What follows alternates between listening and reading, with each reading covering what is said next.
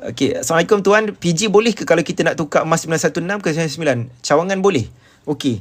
Tuan puan nak tukar, Public Gold dia tak ada sistem tukar lah. Trade in lah. Okey. Puan Farizah boleh bawa emas tu ke branch Public Gold, jual dan beli balik emas ni. Trade in lah, boleh. Cuma kalau sekadar nak trade in, saya rasa rugi. Rugi Puan Farizah. Sebab kalau Puan Farizah jual barang kemas 916, tengok nanti kena 2 kali spread. Tuan-puan tengok ni, dia ada spread beza harga jual dan harga beli. Kalau barang kemas beli dan jual sekarang dah rugi 25%. Beli sekarang, jual sekarang 25% hingga 40%. Dia tengoklah emas putih lain, dia tengok emas 750 lain, dia punya spread dia. Spread ni beza harga jual dan harga beli lah. Macam money changer lah, sell and buy. Okay? Jadi kalau jual barang kemas, saja-saja nak tukar jadi gold bar, satu dah rugi spread barang kemas. Yang kedua, bila beli pula emas Public Gold 999 ni, ada pula spread emas 999 ni. Jadi 2 kali rugi. Unless kalau Puan Farizah memang nak trade in, nak jadi dealer Public Gold yang aktif, itu berbala. Kalau sekadar nak tukar, tak payah. Okay. Saya terkilan lah. Saya kadang-kadang saya dapat tahu ada dealer-dealer Public Gold ajar supaya barang kemas, ya ada barang kemas tu trade in jadi emas Public Gold ni.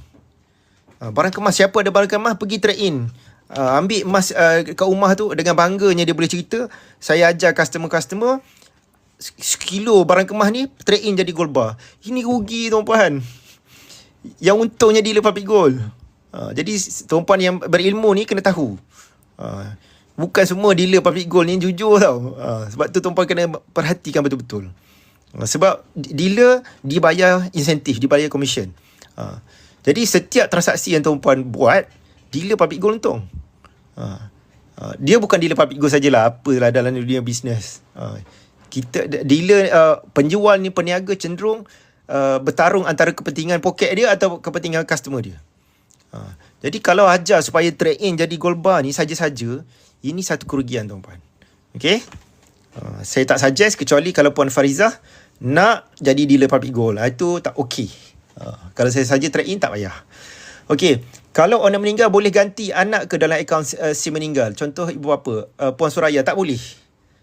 Kalau katalah macam saya ni ada syarikat, Impian Juta Sdn Bhd ni ada syarikat. Kalau saya mati, ada lagi shareholder yang lain. Tapi kalau nama Zulkifli Syafi'i sahaja, kalau saya mati, akaun ni dia akan jadi dormant.